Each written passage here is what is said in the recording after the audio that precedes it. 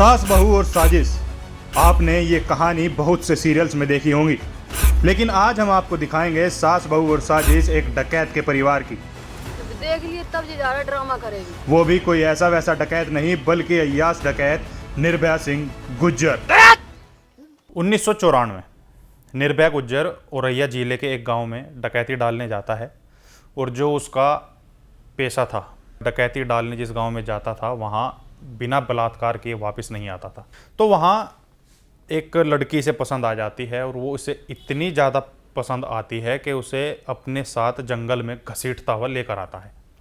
यहाँ वो उसके साथ ज़बरदस्ती शादी करता है। लड़की काफ़ी आनाकानी करती है, ज़बरदस्ती करती है कि उसके साथ ऐसा ना करा जाए, उसे वापस छोड़ आए, लेकिन वो मानता नहीं, वो उससे शादी कर लेता है। अब शादी तो हो गई, लड़की की एक मजबूरी भी हो गई कि चलो अब शादी हो गई, यहाँ रहना है, लेकिन जंगल में उसका मन नहीं लगता, क्योंकि जो कभी घर में रहती थी अब उसे अचानक से जंगल में रहना पड़े, वो भी किसी डाकू के साथ, तो ये उसे नागवार गुजरा। और एक दिन मौका पाकर वो वहाँ से फरार हो जाती है। धीरे धीरे समय बीता, उसे ढूंढने की बहुत कोशिश भी की गई, यहाँ तक कि ये भी सामने आया है कि निर्भया गुज्जर ने इसको ढूंढने के लिए कुछ इनाम भी रखा कि जो इसे ढूंढ कर लाएगा वो उसको इनाम का हकदार होगा। लेकिन उसका कहीं अता पता नहीं लगता। लेकिन थोड़ा समय बीतता है, 1999 की बात है। एक डाकू को खबर मिलती है निर्भया सिंह गुज्जर को कि तुम्हारी जो पत्नी है वो औरैया ज़िले में अपने घर आई हुई है, वो चाहे तो उसे वहाँ जाकर देख सकता है। अब निर्भया सिंह गुज्जर को ये बात थोड़ी अटपटी लगती है, लेकिन सीरियसली लेता है इस बात को। वो वहाँ जाता है, और जैसे ही वो उस घर का दरवाज़ा खटखटाता है तो तुरंत उसकी पत्नी उसके सामने होती है, वही गेट खोलती है। अब वो पत्नी एकदम, जैसे उसने गेट खोला, उसने देखा कि सामने मेरी पत्नी खड़ी है, तो वो ना इधर देखे ना उधर, वो सीधा उसको गोली मारकर मौत के घाट उतार देता है।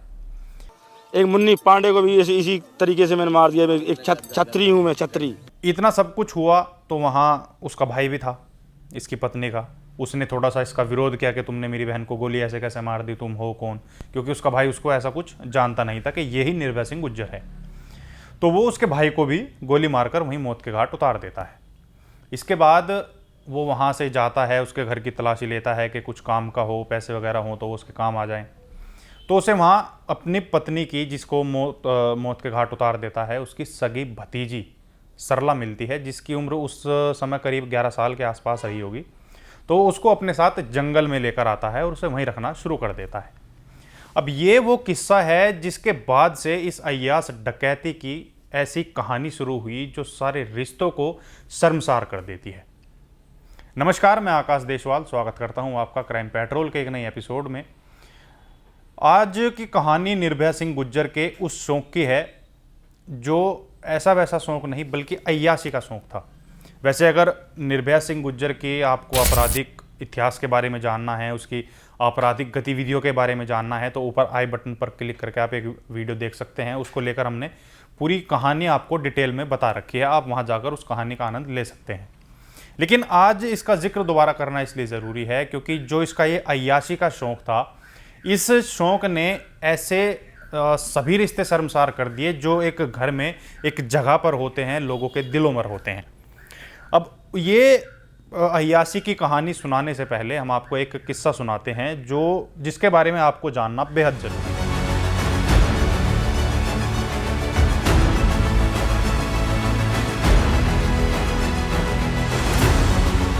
अब ये किस्सा है 1989 का। दिल्ली का एक बिजनेसमैन होता है जिसका बेटा मूवी देखने जाता है। अब उसका बेटा मूवी देख ही रहा था अपने कुछ दोस्तों के साथ, तभी सिनेमा हॉल में एक आदमी आता है और उसे कहता है कि उसके पिता बाहर सिनेमा हॉल के बाहर उसका इंतज़ार कर रहे हैं, तुम्हें बुला रहे हैं। अब वो लड़का वहाँ से उठता है और अपने दोस्तों को कहता है कि तुम ये पिक्चर एंजॉय करो, मैं अभी बस 2 मिनट में गया और 2 मिनट में आया। अब लड़का बाहर जाता है तो बाहर एक गाड़ी उसका इंतज़ार कर रही थी। वो जाके दरवाज़ा खोलने के लिए बोलता है, तो जैसे ही कार का दरवाज़ा खुलता है, वो लड़का उसके बाद ना तो सिनेमा हॉल में वापस आता है और ना ही अपने घर पर। उसको घुमाया जाता है, कभी दिल्ली, कभी हरियाणा, कभी राजस्थान। अब ये सारी जगह घुमाने के बाद उसको लेकर जाया जाता है चंबल के उन जंगलों में जिस उद्देश्य से उसका किडनैप किया गया था। अब जब ये किडनैपिंग हुई तो लड़के के पिता काफ़ी परेशान रहे कि अचानक से उनका बेटा गायब हो गया है और किसी को कोई खबर नहीं है। अब क्योंकि बिजनेसमैन है तो बड़े बड़े अधिकारियों से उन्होंने संपर्क किए, जिसके बाद उनकी किसी ने मदद नहीं की। लेकिन कुछ टाइम बाद एक लेटर उनको मिलता है। अब उस लेटर में लिखा होता है कि अगर अपने बेटे की सलामती चाहते हो तो 10 लाख रुपए का इंतज़ाम करो, हमें पूछवा दो, आपके बेटे को कुछ नहीं होगा। अब ये सुनने के बाद बिजनेसमैन जगह जगह से पैसे इकट्ठे करता है, अपने दोस्तों से मांगता है, अपने रिश्तेदारों से मांगता है, वो 10 लाख रुपए का इंतज़ाम करता है। और जिस तरीके से उसके पास लेटर आया था उसी तरीके से वो 10 लाख रुपए जंगल की ओर पुछवाता है। लेकिन अब उसकी तरफ से तो 10 लाख रुपए चले गए, लेकिन वो कभी निर्भया सिंह गुज्जर की तरफ को पहुंचे ही नहीं। इसके बाद निर्भया सिंह गुज्जर अपने साथियों से बोलता है कि इस लड़के की इसके बाप को ही ज़रूरत नहीं है तो हम क्या करें, तुम इसको गोली मारकर जंगलों में ऐसे ही फेंक दो, इसको चील कौवे खा लेंगे। अब लड़का भी काफ़ी रोता है जब वो इस बात को सुनता है कि वो उसको मारने वाला है। इस समय शायद लड़के की उम्र ऐसी 9 या 10 साल रही होगी। वो रोता हुआ बोलता है निर्भया सिंह गुज्जर से कि वो उसको गोली ना मारे, वो जंगल में उसके साथ रह लेगा, वो आपका छोटा मोटा काम कर लेगा, किसी ना किसी काम वो उसके आ ही जाएगा। अब ये सुनकर उसके एक ग्रुप में, जो निर्भया सिंह का ग्रुप था एक, उसमें एक लेडी रहती है मुन्नी पांडे, जो उसकी बीवी भी थी। वो बोलती है कि लड़का ठीक ही कह रहा है, ये किसी ना किसी काम तो आ ही जाएगा, चाहे ये कपड़े धोने के काम आए या बर्तन धोने के काम आए, चाहे गैंग लीडर कुछ भी जो और भी गैंग के सदस्य हैं उनका कुछ ना कुछ काम तो ये कर ही देगा। अब ये चीज़ निर्भया सिंह गुज्जर को भी ठीक लगती है तो वो उसको गैंग में रह देता है, गोली नहीं मारता, रखने देता है। अब समय बीतता है, लड़का धीरे धीरे जंगल के स्वरूप सीखने लगता है। तो एक दिन लड़का काम कर रहा था कि जब भी उसे झाड़ियों से आवाज़ आती है, और आवाज़ होती है मुन्नी की, जो किसी युवक से बात कर रही थी, जो कोई एक बदमाश था। उससे कहती है कि वो जल्दी ही निर्भया गुज्जर को मारकर उसकी गद्दी हथिया लेगी और फिर वो और जिस लड़के से वो बात कर रही थी वो दोनों इसके गैंग पर राज करेंगे। अब ये काम करता हुआ इस चीज़ को सुनता है तो उस दौरान तो वो चुप रहता है, लेकिन वो तभी निर्भया सिंह गुज्जर के पास जाकर ये बोलता है कि जो आपके गैंग में मुन्नी है वो आपको मारने की साजिश रच रही है। अब वो उन दोनों को बुलाता है। जो मुन्नी है, जिस युवक से वो बात कर रही थी, वो भी गैंग का ही होता है। लेकिन जब वो निर्भया सिंह गुज्जर उन दोनों को बुलाता है और उनसे पूछता है कि तुम मुझे मारने की प्लानिंग कर रहे हो, मुझे ऐसे ऐसे इस लड़के ने बताया है, तो मुन्नी इस चीज़ से मुकर जाती है। वो कहती है कि नहीं, हम ऐसा कुछ नहीं कर रहे हैं, ये लड़का झूठ बोल रहा है। वो और कुछ ऐसी बातें भी बताती है जिससे वो थोड़ा सा और विश्वास के लायक हो जाए कि वो उसके साथ काफ़ी समय से है, ये लड़का अभी आया है, तुम इस पर यकीन कैसे कर रहे हो। अब ये सब चलता है तो खैर निर्भया सिंह गुज्जर को थोड़ा सा यकीन आता है और वो उनको छोड़ देता है। लेकिन कुछ 1-1.5 महीना ही बीतता है, मुन्नी को ये एहसास हो जाता है कि अगर निर्भया सिंह गुज्जर को ये बात पता लगी कि हम उसको मारने की प्लानिंग कर रहे हैं तो वो उन्हें जिंदा नहीं छोड़ेगा। तो इसका फ़ायदा इसको देखकर मुन्नी उस लड़के के साथ फरार हो जाती है और वो जंगल छोड़कर भाग जाते हैं।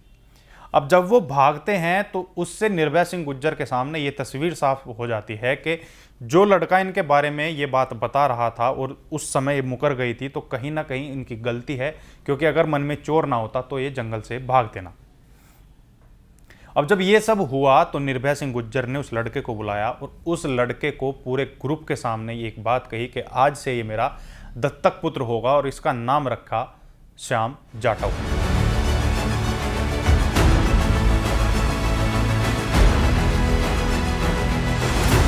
अब जब ये सरला को लाया तो उसके कुछ टाइम बाद, शायद 3 या 4 साल हुए होंगे, तो ये अपने बेटे की और सरला की दोनों की शादी करा देता है। और उसके बाद फिर ये एक गांव में डकैती डालने जाता है, वहाँ जहाँ इसे नीलम पसंद आ जाती है और नीलम को ये जंगल में लाकर रखना शुरू कर देता है, उससे ज़बरदस्ती शादी करता है। अब जब ये नीलम को अपने साथ लेकर आया तो नीलम को शुरुआती दिनों में तो काफ़ी दिक्कत हुई जंगल में एडजस्ट करने में, लेकिन उसे जब ये दिखा कि अगर उसे ज़िंदा रहना है तो उसे जंगल के तौर तरीके सीखने होंगे और निर्भया सिंह गुज्जर के साथ रहना उसकी मजबूरी है, तो इसके बाद उसने जंगल के स्वरूप को अपनाना शुरू किया, वहाँ के तौर तरीके सीखने शुरू किए और दोनों वहाँ रहने लगे। अब जो भी माल लूट लूटपाट का जो भी आया करता, जितने भी गहने पैसे जितने भी आया करते, वो इन सभी को ज़्यादा हिस्सा मिलता, क्योंकि एक दत्तक पुत्र, उसकी पत्नी सरला जाटव और साथ में नीलम गुप्ता, तो इन सभी को एक बराबर हिस्सा मिलता। इस वजह से इनको सोने चांदी का एक शौक़ भी लगने लगा, गहने पहनने का शौक़ भी लग गया। अब लेकिन निर्भया सिंह गुर्जर को एक जो आदत थी, जो इसको पूरी तरीके से घेर चुकी थी, वो थी कि जब भी ये किसी गांव में डकैती करने या लूटपाट के इरादे से जाता था तो ये वहाँ बलात्कार ज़रूर करता था, चाहे वो किसी की बेटी हो, किसी की बहन हो, चाहे वो नाबालिग लड़की हो। तो ये इसकी आदत में शामिल हो गया था। अब यही सारी हरकतें उसने अपने बेटे की पत्नी यानी कि सरला जाटव के साथ करनी शुरू कर दी थी। अब इसकी भनक श्याम जाटव को लग जाती है, इसके बेटे को। तो वो उस समय तो कुछ नहीं करता, वो दिमाग का इस्तेमाल करता है और अपने बाप के साथ बगावत का रुख अपना लेता है। वो ये रास्ता निकालने लगता है कि कैसे अपने बाप से इस चीज़ का बदला लिया जाए।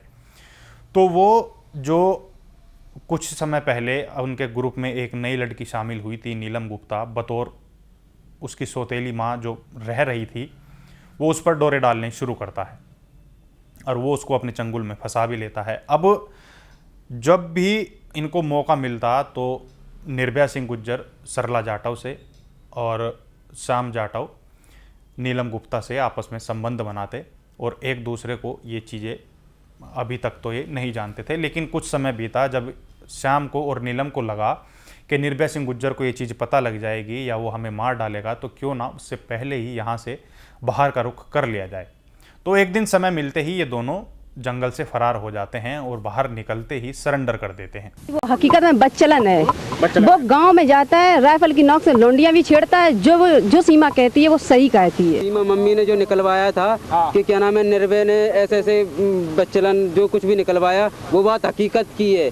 उसने मेरी वाइफ के संग में जो किया वो मैं ही जानता हूँ। तो आपने देखा कि निर्भया गुर्जर को क्यों हम अय्यास डाकू कहते हैं। इसकी अय्यासी के चर्चे इतने रहे हैं, अय्यासी इसके खून में इतनी ज़्यादा मिल चुकी थी कि इसने अपने जो घर के सबसे अहम रिश्ते होते हैं उनको भी शर्मसार कर दिया था, उनको भी चकनाचूर कर दिया था। 26 जुलाई 2004 की रात दोनों जालौन के खड़गोई बीहड़ से भागकर जसवंत नगर होते हुए अलवर पहुंचे और 21 जुलाई 2004 को श्याम जाटव और नीलम गुप्ता ने स्पेशल जज एंटी डकैत के समक्ष आत्मसमर्पण कर दिया। कोर्ट में इस पर मुकदमा चला। कोर्ट ने कहा कि जिस समय श्याम जाटव का अपहरण किया गया था उस समय उसकी उम्र महज 14 साल थी।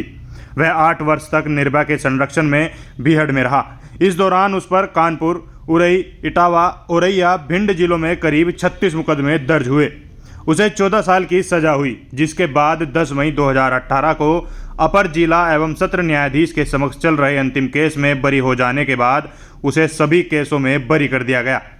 आइए देखते हैं वर्तमान में श्याम जाटव क्या कर रहा है।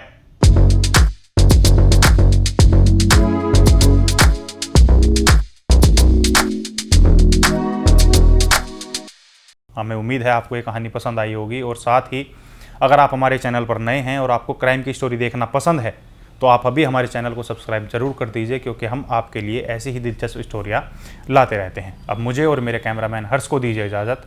नमस्कार।